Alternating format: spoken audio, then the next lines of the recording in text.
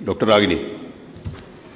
अध्यक्ष महोदय, मैं आपका आभार व्यक्त करना चाहती हूँ। आपने श्रम सेवा योजन मंत्री जी से प्रश्न पूछने का अवसर दिया। मेरा प्रश्न जो था वो आउटसोर्सिंग के पे कार्यरत जो हमारे लोग हैं उनको लेकर के था कि उनके शैक्षिक आधार पे और उनकी जो तकनीकी योग्यता है उसके आधार पे क्या सरकार उनका जो मानदेय है उसको देगी और क्या कोई इस तरीके की योजना बना रही है। आदरणीय अध्यक्ष महोदय, आउटसोर्सिंग पे काम कर रहे आज प्रदेश में लाखों कार्यरत लोग हैं जिनको 10,000 से 12,000 रुपये के मानदेय पे मजबूरन काम करना पड़ रहा है। साथ ही साथ उन लोगों के काम का जो समय है वो भी कोई निर्धारित नहीं होता है। उनका जो एनवायरनमेंट है और ख़ास करके जो महिलाएं हैं जो कर्मचारी आउटसोर्सिंग पे है उनका कहीं ना कहीं प्रत्येक दिन शोषण हो रहा है। टेंडर कंपनियां जो हैं वो उनके साथ जो है करप्शन करके उनका आए दिन शोषण कर रही है और इसी वजह से क्योंकि ये आउटसोर्सिंग कर्मचारी अस्थायी हैं, 3 साल के बाद उनका कोई ठिकाना सरकार नहीं दे रही है और इसकी वजह से उनके भी माध्यम से करप्शन जो है वो धीरे धीरे बढ़ता ही चला जा रहा है।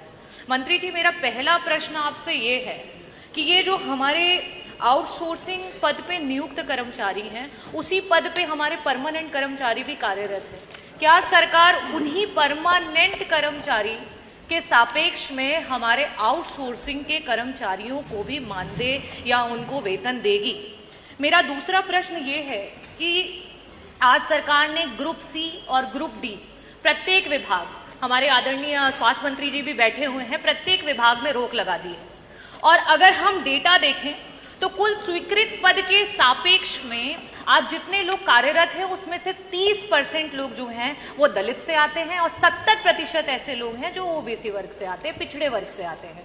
आज उन सारे परमानेंट नौकरियों को बंद करके आउटसोर्सिंग पर कर दिया गया है। मैं मंत्री जी आपसे ये पूछना चाहूँगी, पहली बात ये कि जिस तरीके से सरकार ये कह रही है कि इन आउटसोर्सिंग के लोगों को नहीं निकाला जाएगा, माननीय अध्यक्ष जी मैं आपको टेबल करना चाहूँगी। अभी जो है पावर कॉरपोरेशन के द्वारा दिसंबर में 2025 में एक चिट्ठी जारी की गई है जिसमें 78,000 लोगों को जो आउटसोर्सिंग पे काम कर रहे थे उनको निकालने की बात की गई है। मंत्री जी, मैं आपका इस पे ध्यान आकर्षित करना चाहूंगी और जवाब की अपेक्षा करती हूँ कि 78,000 लोग कहाँ जाएंगे जिन्हें आप नौकरी से निकालने की बात कर रहे हैं। और लास्ट में ये पूछना चाहूंगी कि क्या सरकार 3 साल जिन्होंने आउटसोर्सिंग पे काम कर लिया उन्हें परमानेंट करने पे विचार करेगी? बहुत बहुत धन्यवाद अध्यक्ष महोदय। माननीय मंत्री जी। माननीय अध्यक्ष जी, आउटसोर्स के माध्यम से जिन कर्मकारों को अवसर सरकार देती है माननीय, वो नियमावली आप देख लें माननीय। जब जिम पोर्टल पर निविदा विभाग संबंधित विभाग की जाती है तो कार्य अवधि भी करीब करीब निर्धारित होती है माननीय। तो जहाँ इसी शर्त के साथ लोग को अवसर मिलता है कि ये 3 साल के लिए काम है या 5 साल के लिए या 10 साल के लिए काम है माननीय, उसकी बात तो अलग हो गई। लेकिन माननीय उच्चतम न्यायालय के भी आदेश है माननीय, सरकार की भी मंशा है कि आउटसोर्स के माध्यम से जिनको भी मौका मिला है उनको हम नहीं निकालेंगे। कंपनियां बदल सकती हैं लेकिन कर्मचारी नहीं बदले जाएंगे, उनको नहीं हटाया जाएगा। एक मान्यवर, अगर कहीं किसी को हटाया गया है, शिकायत के आधार पर कोई हटता है, वो दूसरी बात हो गई मान्यवर।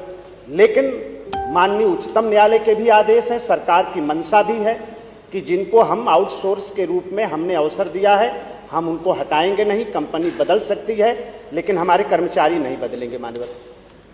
और जहाँ तक ग्रुप डी और ग्रुप सी की बात माननीय सदस्य ने कहा है मान्यवर, ये 2009 के आदेश हैं, ये भारतीय जनता पार्टी की सरकार के आदेश नहीं है मान्यवर। ये 2009 में तत्कालीन सरकार ने जो निर्णय लिया और उसके बाद 2013 में जो निर्णय हुआ, 2016 में जो निर्णय हुआ मान्यवर, उसके आधार पर हम आगे बढ़ रहे हैं।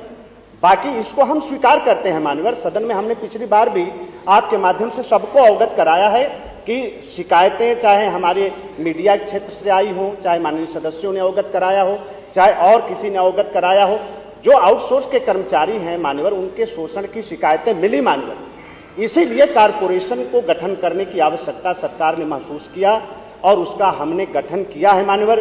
कमेटियां बन गई हैं मान्यवर और उसकी मीटिंगें भी शुरू हो गई हैं मान्यवर। आने वाले समय में ये तमाम शिकायतों को हम दूर करेंगे मान्यवर, कोई अवसर हम नहीं देंगे। सरकार पूरी तरीके से अपने आउटसोर्स के कर्मचारियों के प्रति संवेदनशील है, हम उसका कोई अहित नहीं होने देंगे।